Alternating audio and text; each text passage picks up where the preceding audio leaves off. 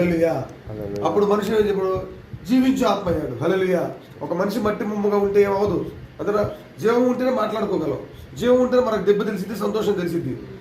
ఆత్మలేత మనకు ఏం తెలియదు. ఏమి దేవుడు ఏం చేశాడు? ఆయన స్వరూపంలో, ఆయన పోలికలో మనం సృష్టించి ఆయన ఆత్మనే మనకి ఇచ్చాడు. హల్లెలూయా. అప్పుడు దేవుడు ఒక ఆజ్ఞ పెట్టాడు. ఒక పండునిచ్చి, ఈ పండు తినకుండా మీరు మీరు మీరు ఇలా ఉన్నప్పుడు సాతాను మోసం వల్ల వీళ్ళు మోసపోయి ఆ పండుని తిని వాళ్ళ ఆత్మని చంపుకున్నారు. హల్లెలూయా. వాళ్ళ ఆత్మ అంటే మనుషులు శరీరంగా జీవించి ఉన్నారు కానీ ఆత్మను బట్టికి చంపుకున్నారు. ఎన్ని సంవత్సరాలు అంటే యుగాయుగాలు ఆత్మ చనిపోయిన స్థితిలో ఉండి అది నరకంలో, నిత్య నరకంలో కాలిపోయింది. హల్లెలూయా. ఇది చూసి ఎంతో బాధపడిన దేవుడు ఏం చేశాడంటే తన కుమారుని లోకానికి పంపించాడు. అపరాధముల చేత, పాపముల చేత, అవిధేయత చేత మానవులు తమ ఆత్మను చంపుకొని ఉండగా ఆ ఆత్మను రక్షించాలంటే, ఎందుకంటే పాపము లేని మానవుడు రక్తము గార్చి ప్రాణం పెట్టాలి.